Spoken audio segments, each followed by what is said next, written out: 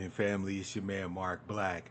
I know this isn't the normal format for the Morning Joe, but I wanted to try recording this from my computer because I want to make sure I give you guys more information sometimes during my Morning Joes. So it's nice to have that bit of space to do research, right? Because I don't remember all this stuff in my head, you dig? By the way, family, make sure you check the description box below for some resources, free reports on economic data and things like that that affect us as ADOS folk. Also, there's some links there to resources for some different books and things like that to kind of get yourself educated, put some fat on your head, and get you up to speed as to not just who we are, what we are, but why we're doing what we're doing. And each purchase you make through those links helps to support my channel. There's also links to support me financially if you want to just leave a brother a tip. Something I say during a broadcast has any salience or importance or gives you some juice. This will give you an opportunity to go ahead and contribute to that. If you're looking for some tangibles in return for your support, I also have merchandise available.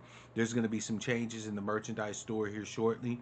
Probably today will be the last time some of the merchandise is available. So if you haven't picked up maybe an ADOS cup or something like that and you want to do that, make sure you go ahead and do that. This morning, family, I'm going to keep this one fairly short and sweet. As you all well know, one of the major things that we as ADOS folk have to be concerned about is attacks against what people constitute as a threat to the status quo, a threat to their um, little ethnic sinecures, their social sinecures, and so on. There's a lot of people that should we gain through reparations, through the remediation, the restoration, and the repair of our people, they will lose. That's just facts. Not necessarily because they will lose anything personally or in particular, but they'll lose our position as the scapegoats of America, as the ones who are set up to eat the failure, right? Now, as you all well know, one of the things that I've always advocated to you is to ground yourself in the data. That's hugely important because for all the personal arguments people may make, like, well, you wasn't a slave, or, I'm an immigrant, why should I have to pay you? And all those other bullshit ass arguments, right? The one thing that people cannot argue with is the data, right? The information. If you have the facts on your side, it doesn't give a damn about how they feel about it. One of the greatest resources we have as ADOS people is a man, and a wonderful man. Very sharp witted, actually, in my opinion, hugely funny, although some people find him a bit, just kind of staid and academic. Um, Wonderful human being when you get to know him, and a great resource on the data across our entire history here in the United States. I'm talking about none other than Dr. William, aka Sandy Darity. Dr. Darity is ADOS. He was born in Norfolk, right in Virginia. Uh, but he was raised like in the Northeast. Like I think he was raised up in like Massachusetts or somewhere there, right? As a matter of fact, his doctorate was received at MIT. His doctorate in economics. This man is not a joke, right? He is a highly trained, well known, scholarly academician, right? A man of the academy who has studied consistently his entire career the effects of economic stratification, issues with black folk, both in the United States as well as in the diaspora generally. Um, of course, economics, so the social effects of economic policy, you name it. This man has had a hand in shaping the information and the data surrounding it. I personally have gained a great deal of value from the report co-authored by him, um, Dr. Dark Hamilton, Antonio Moore also was a contributor to that report. What we get wrong about the racial wealth gap. But I think that one of his greatest published works is a very small paper entitled 40 Acres and a Mule in the 21st Century, where it lays out in a really baseline form his ideas around reparations, who qualifies, what reparations are due for, and so on and so forth. This man has consulted with the Federal Reserve. He's been a professor at North Carolina, is now a professor at Duke University.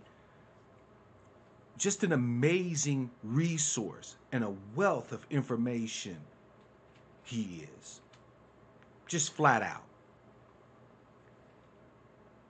So it struck me as strangely criminal, for lack of a better word, to see on Twitter a post where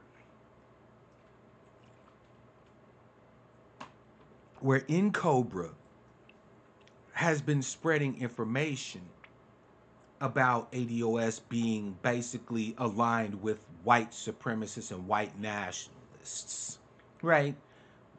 Doing, cherry picking, quote mining, ad hominem attacks. I mean, the logical fallacies in this document abound. Now, has there been any established responsibility by Cobra for this document? No. So I'm going to allege that they're responsible for this document discussing strategy on how to combat and defeat ADOS while at the same time positioning themselves in our place. But the most despicable, absolutely disgusting and despicable part of this document is the personal attacks on one of our greatest scholars, one of our best and brightest. I mean, this man graduated Brown, right? In 1974, he graduated from Brown University, magna cum laude, right, with high honors in both economics and political science. This man's life's work has been to fight for, advocate for, and empower through the gathering and analysis of the data, ADOS people specifically, but black people generally. When you read even the personal tweets of this man, he is unfailingly polite. Even when he disagrees with you on the basis of the information. It's never personal with Dr. Darity. He is a gentleman and a warrior scholar. For them to threaten his institution with all these different tactics to try to get his tenure removed, to have him removed from the institution, speaks volumes about the reality of what a group like Cobra really stands for. They're not for the advancement of black people, especially those of us who are aligning ourselves as ADOS, who are organizing our tribal affiliation around our lineage and our heritage. They are completely antithetical to liberation for us as a people. They claim that we're empowered and controlled by white supremacist groups and right-wing groups and Russians and so on and so forth. Where do they get their funding from? They get their funding from Democrats. They get their funding from liberal white sources. Meanwhile, everybody who is a proponent an advocate of ADOS, they get their funding and their resources from you and I. Dr. Darity is too great a man. Not just a resource. He's not just a utility for ADOS. He is too great a man, too great a person to have to even address these baseless, unjustified, unsubstantiated attacks on his character, on the attacks on his right to speak and to advocate for the things that he advocates for. I mean, these people, I don't mind them attacking people like me. I don't mind them going after Yvette and Tone. I don't mind whoever else they want to go after, right? I was built for this shit. But Dr. Darity is simply a man who understands that justice is the order of the day always. That to do the right thing, using the information at hand with a focus on reality, is the order of the day. And he should not have to suffer under attack, to have his livelihood threatened because of this. So family, what I'm going to ask you to do is this. If you have not read any of Dr. Darity's work, do so. The man has performed miracles with data and given us great analysis so that we can have a place to stand in some of the biggest debates that will be yet to come in America. And he's done it as his life's work, as his passion. We should honor this man by imbibing his work, drinking it up to the full until our heads explode with the data that he's provided for us. But more importantly, we need to fight for him. He should not have to post laying out his entire history. Right? The man is 60, will be 66 years old on the 19th of this month.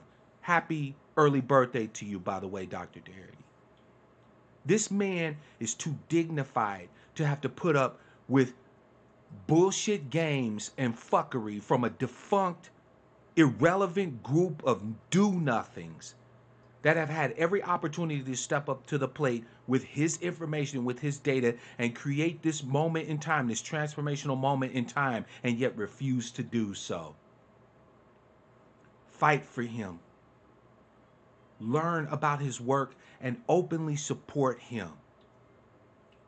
Shoot an email to Duke thanking them for allowing this man to have a place and a space to be able to do the work, to be able to gather the analysis and the data for our advocacy. If we allow these penny ante piece of shit do-nothings to sully, to slander one of our greatest academic resources we have, then whatever happens to us after that is no more or no less than what we deserve. Dr. Darity, I esteem you, I respect you, I salute you, and more importantly, I thank you, sir, for your great work, for your great efforts in bringing to the entire planet the information needed to understand how the arc of justice needs to bend. You, sir, we don't have the words truly to honor you the way we should. So I will just simply say thank you and continue to follow behind you in your footsteps. That's all I wanted to say, family. It's your man, Mark Black. Support our brother. Don't let these slanderous bastards try and take down one of our greats. And until the next time I see you, I want to wish you love, peace, prosperity, and power, real power, to our people.